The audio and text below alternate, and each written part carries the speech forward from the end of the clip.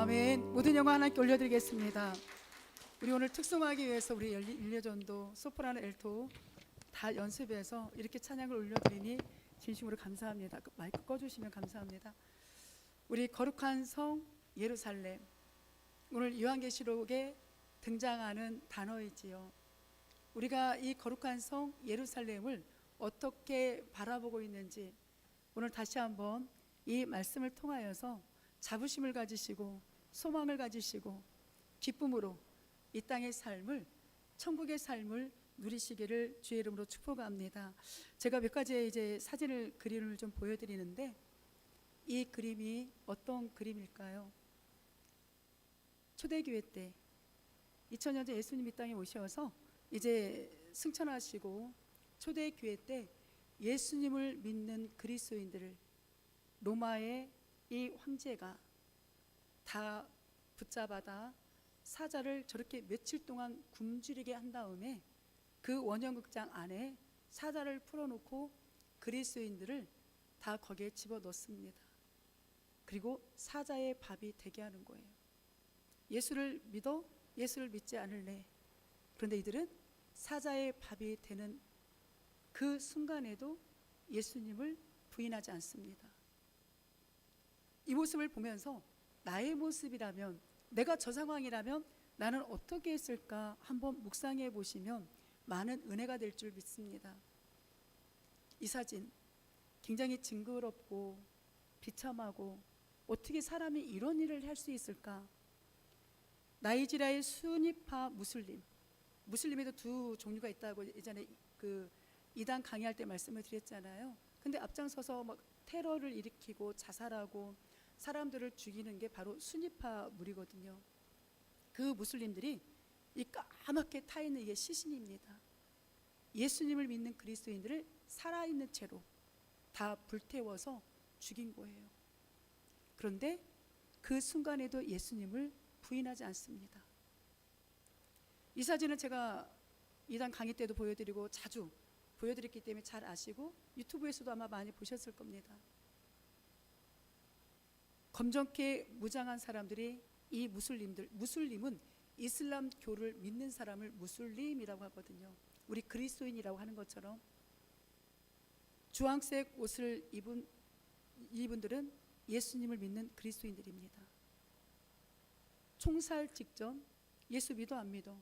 그래도 이들은 예수님을 부인하지 않습니다. 또 하나 충격적인 사진이 있죠. 지금 하얀 옷을 입은 이 사람이 무슬림 종교 지도자입니다. 우리식으로 표현하면 목사님들인 거죠. 뒤에 사람들이 다 지켜보는데 이 아이 발로 툭툭 차고 있죠. 이 아이가 어떤 아이일까요? 부모님이 예수님을 믿는 그리스도인의 가정에서 태어난 아이. 이 신생아가 뭘 안다고?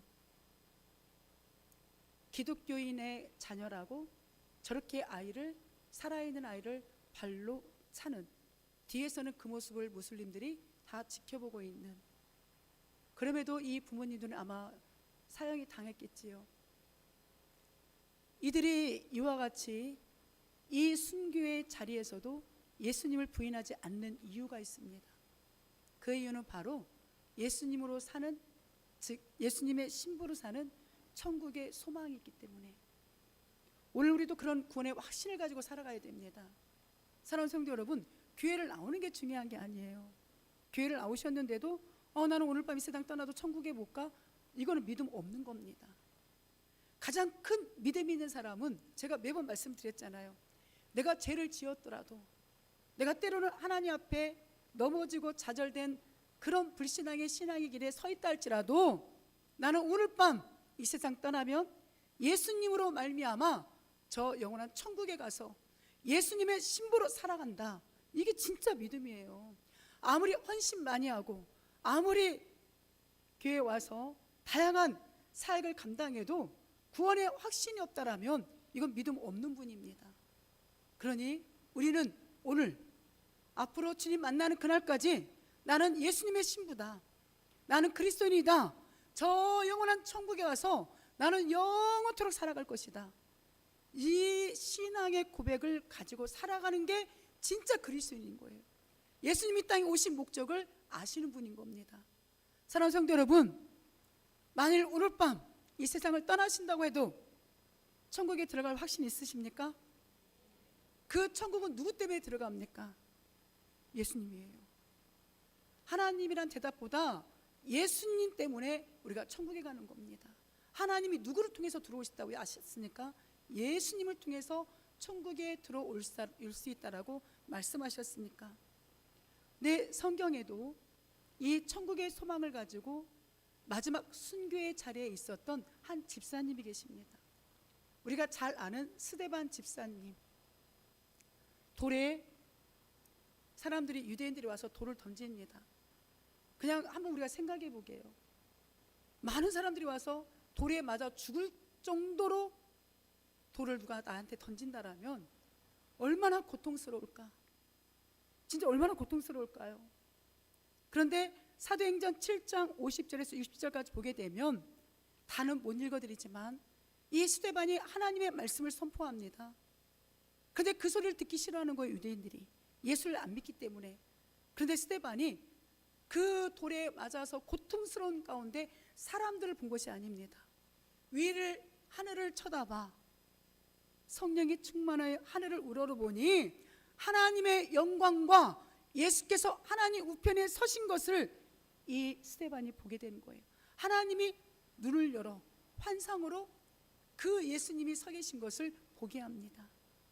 그러니 보라, 인자가 하나님 우편에 서신 것을 내가 보고 있다. 이 이야기를 전하는데도, 돌에 맞아 죽어가면서 전하는데도, 피를 철철 흘리며 전하는데도 유대인들은 큰 소리 지르며 귀를 막아요. 듣기 싫다라는 겁니다.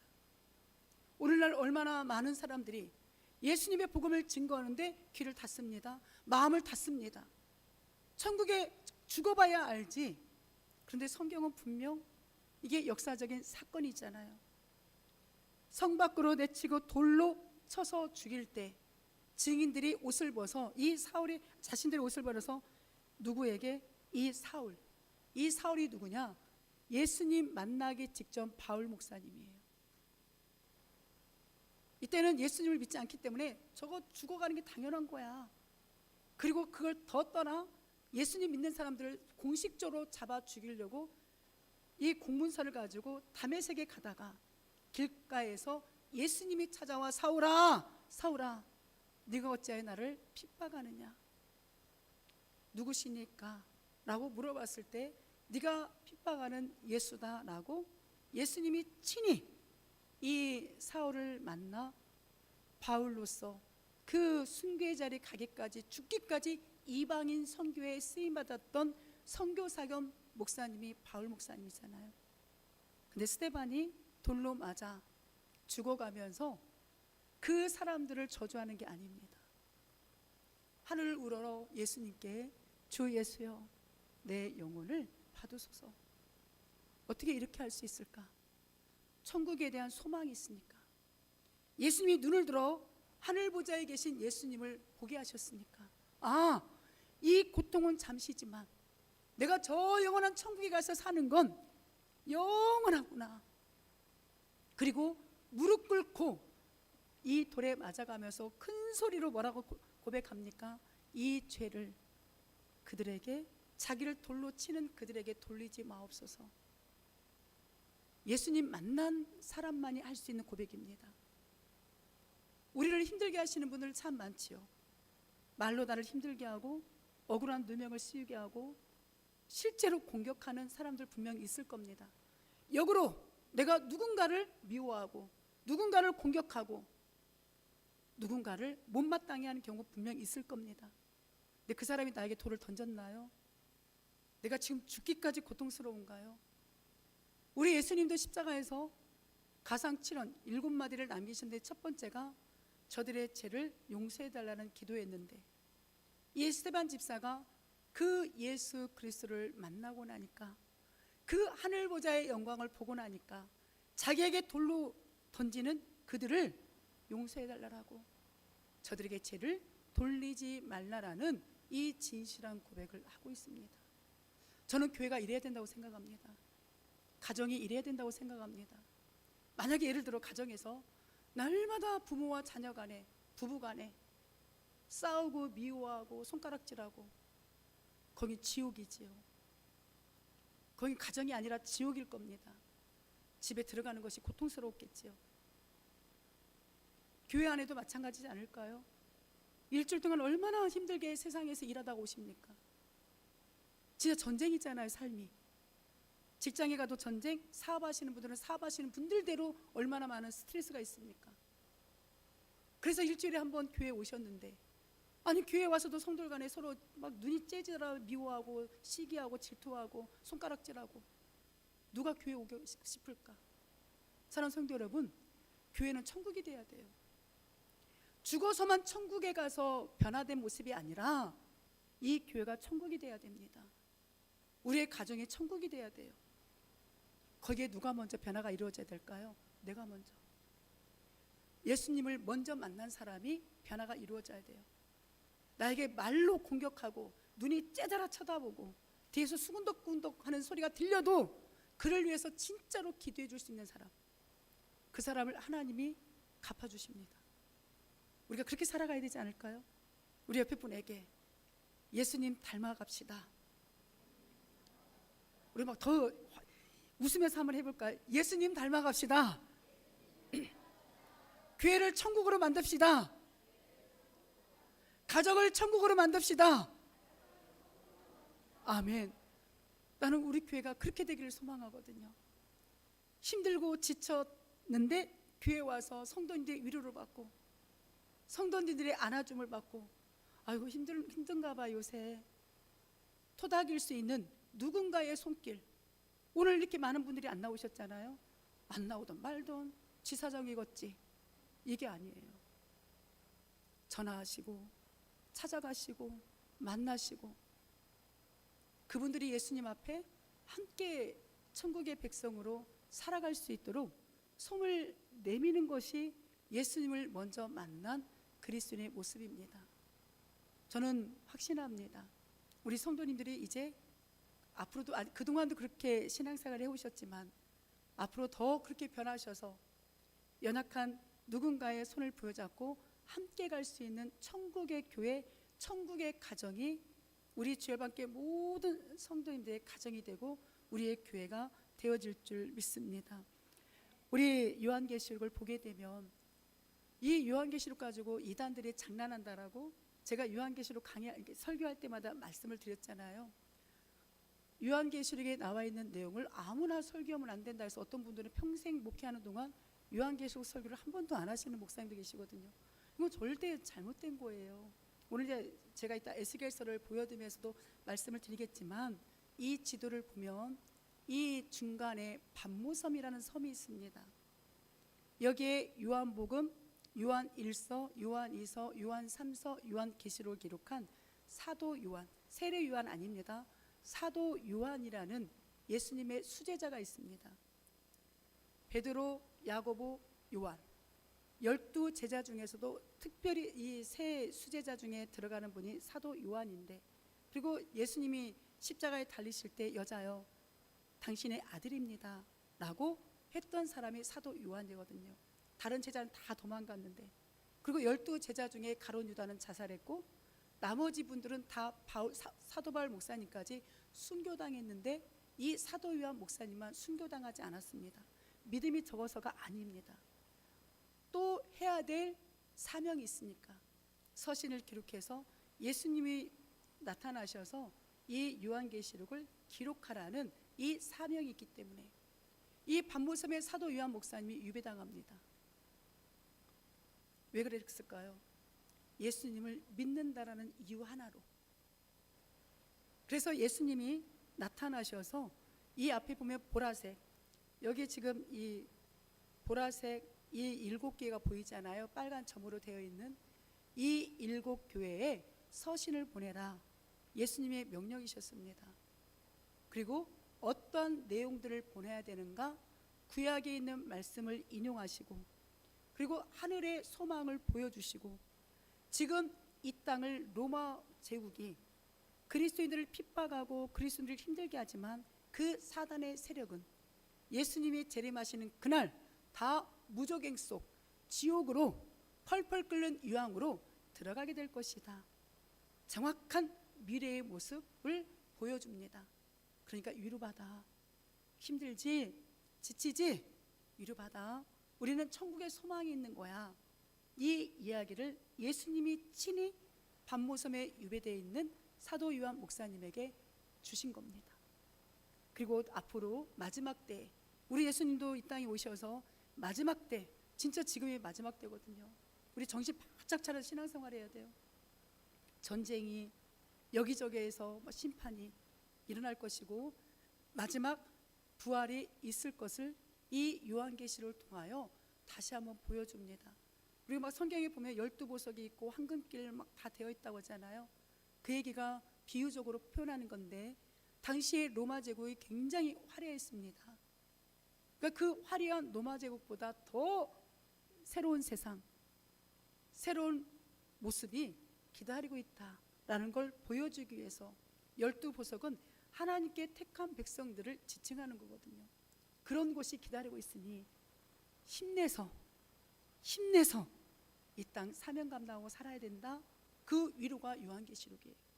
그래서 천국과 지옥이 있다라는 것, 둘째 사망이 있다라는 것, 유황불이 있다라는 것, 생명책에 이름이 기록되지 않은 사람들이 둘째 사망인 지옥에 간다라는 이야기를 친히 예수님께서 사도 요한에게 전해주셨습니다. 그러면 사랑하는 성도 여러분, 나만 고난을 겪는 것 같지요? 나만 삶의 무거운 이 짐을 안고 있는 것 같지요? 아니요. 이 땅을 살아가는 모두가 다 그렇습니다. 그런데 견딜 수 있는 힘이 뭐냐? 예수님 때문에. 정말 지치고 힘들다가도 찬양하고 말씀을 묵상하고 기도하면 나도 모르는 사이에 아직 상황은 변하지 않고 그대로거든요. 그런데 내 안에서 하나님이 주시는 평안, 하나님이 주시는 감사, 하나님이 주시는 기쁨이 샘솟듯 넘쳐나는 걸 경험하실 겁니다. 그래서 이 요한계시록을 바라보면서 천국의 소망을 가지시고 위로를 받으시고 살라는 예수님의 이 말씀 요한계시록을 우리가 잘 읽어보시고 묵상하시면 아, 이게 구약에 있는 내용이네. 이거를 우리가 견주어서 비교하면서 볼 수 있습니다. 힘내시고 정말 천국 소망 바라보시면서 멋있는 그리스도인들 되시기를 주님의 이름으로 축복합니다. 아멘. 우리 1절 한번 읽습니다. 시작. 또 내가 새 하늘과 새 땅을 보니 처음 하늘과 처음 땅이 없어졌고 바다도 다시 있지 않더라. 아멘. 새 하늘과 새 땅, 이거를 한자로 말하면 신천지예요. 아, 이놈의 신천지들이, 이놈의 이단들이 좋은 단어는 다 가져갔네요. 우리가 신천, 이게 새 하늘과 새 땅을 한자로 이야기하면 신천지거든요. 근데 신천지가 이 말을 가져가서 지금 사용을 하고 있습니다. 신천지는 날마다 나와서 전도하더라고요. 보라색으로. 그래서 저는 또 이제 지나가다가 그 신천지 색깔과 똑같은 보라색 간판들이 있어요. 저 주인이 신천지 소속인가? 제가 이제 그렇게 하면서 지나가거든요. 어쩌면 색깔이 보라색도 다양한데 지금 신천지들이 입고 다니는 그 보라색 색깔과 똑같은 간판으로 새로 이렇게 간판을 다 바꿔놓은 군산에 몇 곳이 있어요. 제가 이제 추측하기를, 이건 제 추측입니다. 진짜 보라색으로 또 가서 보라색 간판 있으면 다 신천지다 이렇게 말하지만 제 추측인 거예요. 너무 똑같아서 색깔이 어떻게 보라색이 다양한데 저렇게 똑같이 색깔을 간판을 새로 바꿀 수가 있지? 그래서 제가 혼자 추측하기를 신천지인가 이렇게 생각하는 거지, 진짜 보라색 간판이 다 신천지라고 어디 가서 말씀하시면 안 됩니다. 그런데 이 하나님의 나라가, 이 새하늘과 새 땅이 우리 성경에 보게 되면 처음 하늘과 처음 땅이 없어진다, 사라진다라고 이야기합니다. 사랑하는 성도 여러분, 우리 기독교 안에서도 이거 가지고 많이 견해가 다릅니다. 근데 그 우리 기독교 안의 견해를 이야기하기 전에 여호와 증인을 먼저 이야기하겠습니다.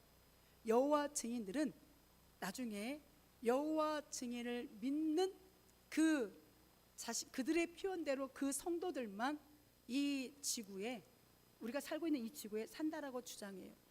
그리고 그들은 지옥이 없다라고 주장합니다. 예수님은 실패자라고 주장해요. 그래서 나중에 여호와 증인들만 이 새로운 지구에서 산다라고 주장하는 사람들이 여호와 증인들이에요. 근데 오늘 성경은 분명 처음 하늘, 처음 땅 다 사라진다라고 합니다. 이 이야기는 우리가 살고 있는 24시간의 시간, 이건 창세기 1장의 6일간의 창조를 통하여 첫째 날, 둘째 날, 여섯째 날, 일곱째 날 할 때 그 날이 히브리어로 요미라겠잖아요. 이거는 인간의 생활하는 시간 24시간을 이야기합니다. 그런데 베드로후서에 보게 되면 하나님의 시간은 천년이 하루 같고 하루가 천년 같아요. 하나님의 시간과 우리의 시간은 다릅니다. 시공간이 완전히 새롭게 변해요. 지금 아담의 범죄 이후에 이 땅은 사람만이 아니라 창세기를 읽어보면 이 모든 자연 세계까지 다 어그러지고 다 부패되어진 것을 이야기합니다. 죄로 다 물들어 버린 거예요. 그런데 하나님의 새 하늘 새 땅은 죄가 없습니다. 그리고 그곳에는 새로운 시공간이 펼쳐집니다. 그래서 에베소에 보면 신령한이라는 단어가 나오잖아요. 우리가 죽지 않는 몸, 썩지 않는 몸, 가장 아름다운 모습, 가장 건강한 모습, 이렇게 우리가 변화가 이루어져요. 그거 얼마나 감사합니까? 근데 성경을 읽다가 요한계시록에 바다라는 단어가 자주 등장합니다. 이 바다는 악한 영을 활동하는 공간을 묘사하는 거예요. 이 악한 사단이 지금은 살아 있습니다. 귀신 있습니다. 사탄 있습니다. 부인하시면 안 돼요. 성경에 분명 있다고 예수님도 말씀하셨으니까. 그런데 이 사단은 우리를 죽이지 못합니다. 예전에도 말씀을 드렸지만 예전에 제가 처음 신앙생활할 때 그 담임 목사님이 지금도 어쩌면 표현을 그렇게 잘하셨는지 잊어버리지를 않아요. 그렇게 표현해 주셨거든요. 개를 무섭고 싸나운 개를 묶어놔요, 주인이. 근데 사람들이 낯선 사람이 지나가면 막 달려들어서 물것처럼 지저대잖아요. 막 엄청 우리가 막 겁이 나서 피하지만 이미 목 사슬이 묶여있기 때문에 그 개가 짖어도 지나가는 사람을 물지를 못합니다. 마찬가지인 거예요. 사단이 활동을 합니다. 근데 이미 예수님이 십자가에서 그 사단의 머리를 부셨기 때문에 우리를 괴롭힐 수는 있으나 우리를 영원한 지옥으로 데려가지 못합니다. 이게 은혜인 거예요. 그리고 요한계시록에 보면 이 사단의 세력도 예수님이 재림하시는 그날 예수님을 믿지 않는 자들과 함께 무저갱 영원한 지옥으로 갇힌다라고 성경은 이야기합니다. 그러니까 사단이 우리가 지어질 수가 없는 거예요. 베드로전서 5장 8절에 그 이후에 보게 되면 마귀가 우는 사자와 같이 삼킬 자를 두루 찾아다닌다라는 표현이 있습니다. 그러므로 우리가 하나님의 전신갑주를 입고 구원의 확신을 가지고 살아간다라면 이놈의 사단 아무것도 아닌 거예요. 우리를 절대 무너뜨릴 수 없습니다. 이미 예수님이 십자가에서 승리하셨으니까 이 확신을 가지고 살아가시기를 주의 이름으로 축복합니다. 그리스도인들이 이 영생할 천국 하나님의 나라는 이 땅에 우리가 살아가는 모습과 전혀 다른 완벽한 나라다. 이 사실을 우리가 믿고 고백할 수 있기를 소망하지요. 자, 그렇다면 우리 2절 한번 읽어볼까요? 시작. 또 내가 보니 거룩한 성 새 예루살렘이 하나님께로부터 하늘에서 내려오니 그 준비한 것이 신부가 남편을 위하여 단장한 것 같더라. 아멘. 거룩한 성 새 예루살렘, 도대체 이게 뭘까? 신천지들이 이 단어를 가지고도 얼마나 악용해서 성도들을 미혹하고 있습니까? 우리 오늘 21장 1절과 2절만 보지만 우리 9절과 10절을 보면 제가 읽어드릴 테니까 자세히 한번 보세요. 7 대접을 가지고 마지막 7 재앙을 담은 7 천사 중 하나가 나와서 내게, 즉 사도 요한에게 말하여 이르되 이리 오라. 내가 신부 곧 어린 양의 아내를 내게 보이리라. 성령으로 나를 데리고 크고 높은 산으로 올라가 하나님께로부터 하늘에서 내려오는, 자 여기 파란 글씨는 다시 같이 읽습니다. 시작. 거룩한 성 예루살렘을 보이니. 오늘 2절에도 거룩한 성 새 예루살렘이 어디서부터 내려왔대요? 하나님께로부터 내려왔다고 했는데 우리 요한계시록 21장, 우리가 21장을 지금 보고 있잖아요. 10절에도 하나님께로부터 하늘에서 내려오는 거룩한 성 예루살렘을 보았다, 보이게 하셨다. 오늘 사도 요한이 그렇게 고백합니다. 자, 이것을 다시 한번 풀이해 드립니다. 어린 양은 누구이죠? 예수 그리스도. 구약의 예수님이 십자가에서 부활하시기 전까지 죄가 있으면 어린 양으로 유월절 예배를 드렸잖아요. 이제 우리는 유월절 예배, 맥주절 예배 안 드리는 이유가 예수님이 다 모든 걸 완성하셨으니까.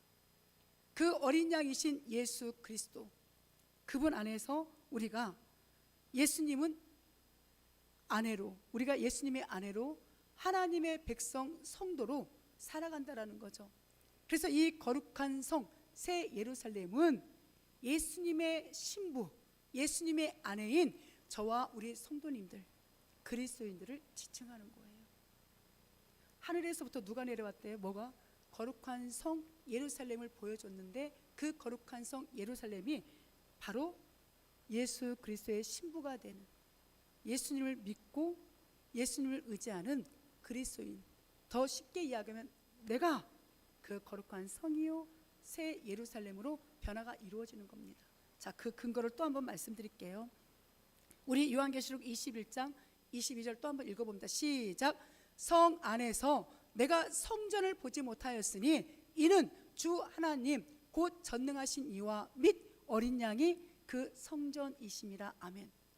지금 우리가 예배드리는 이 예배당 건물은 그냥 우리가 모이는 예배당일 뿐이에요. 그런데 하늘을 보는데 성전이 안 보여요. 왜 그럴까요? 예수님이 성전이요, 하나님이 성전이기 때문에. 그래서 구약에 있는 이 예루살렘의 안에 있는 그 성전, 성막, 솔로몬 성전, 수르바벨 성전, 헤롯 성전, 모세의 장막, 이런 것들은 예루살렘 안에서 굉장히 중요했거든요. 거룩한 곳, 하나님의 임재의 상징이었기 때문에. 근데 그거는 그냥 건물이었던 겁니다. 눈에 보이는 건물은 예수님이 재림하실 때까지 예수님의 모형인 거예요. 오늘 새벽에도 말씀드렸습니다. 성막을 위에서 이렇게 내려다보면 십자가 모양이에요. 다시 한번 설명해 드립니다. 지성소 안에 무엇이 있지요? 언약궤, 또 다른 말로 법궤, 또 다른 말로 증거궤라고 하는 언약궤가 있고, 그 언약궤를 덮고 있는 뚜껑, 오늘 주보에 다 나왔습니다. 뚜껑을 시은소, 시은좌라고, 속죄소 이렇게 표현하거든요. 그 언약궤가 지성소 안에 있습니다. 휘장을 갈라서 성소 안으로 오면 분향단이 있고 등불이 있고 떡상이 있습니다. 그리고 밖으로 나오면 물두멍이 있고 번제단이 있어요. 그걸 위에서 내려보면 십자가 모형인 거예요. 그래서 이 성막은 누구를 예표하는 거다? 예수님을 예표하는 거예요. 그래서 참 성전이 예수님이고 예수님을 믿는 저와 우리 성도님들의 성전인 거예요. 우리가 교회인 겁니다. 여기는 그냥 예배당이라고 표현해야 되는 거예요. 교회는 누가 교회라고요? 예수님을 믿는 내가. 성전은 누가 성전이라고요? 예수님을 믿는 내가 그리스도인이. 그리고 참 성전은 예수님, 하나님이 참 성전인 겁니다. 그래서 예수님의 재림의 순간 이 성전은 존재할 필요가 없는 거예요. 이 건물은 더 이상 필요가 없는 겁니다. 더 나아가 이 성도가 하나님의 성전이 되어서 예수님과 한 몸을 이루는 거예요. 그래서 거룩한 성, 거룩한 새 예루살렘이 성도가 되는 겁니다. 얼마나 멋있습니까? 우리가 그런 존재입니까? 아니잖아요.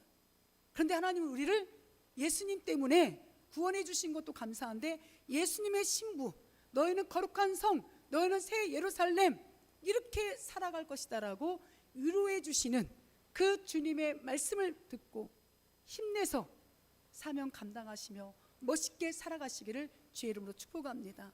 오늘 우리가 2절까지 보지만 3절과 4절의 결론을 보면 하나님과 함께한 백성, 그리고 4절에 보면 그 하나님이 3절에 내가 너희의 백성이 되고 너희는 안돼 죄송합니다. 하나님이 우리 요한계시록 21장 3절에 보면 내가 너희의 하나님이 되고 너희는 내 백성이 될 거라고 기록이 돼 있을 거예요.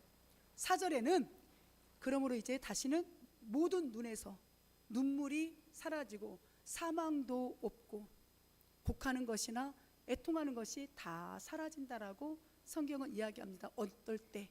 예수님과 하나가 되었을 때. 예수님과 하나가 되어서 참 성전인 예수님과 이 땅에 살아가는 성전인 내가 연합하고 예수님과 하나가 되었을 때 우리 안에 눈물, 절망, 고통, 사망 다 사라진다라는 거예요. 그런데 진짜 지혜로운 성도님은 어떤 성도님이냐? 죽어서 천국 가서 이런 사람 살아야지? 노! 아니에요. 이 땅에서도 이런 삶을 살아가시기를 주의 이름으로 축복합니다.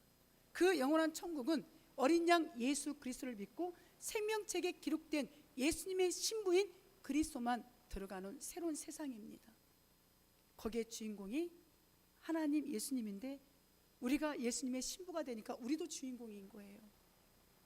그러니까 이 땅 짧은 인생 고난과 힘듦이 찾아와도 우리가 웃을 수 있는 이유가 저 천국 소망 바라보고 이 땅에서도 그렇게 기쁨으로 살아낼 수 있는 저와 우리 성도님들 모습이 되시기를 간절히 소망합니다. 자, 제가 설명했잖아요. 요한계시록은 무서운 책도 아니고 어려운 책도 아니다.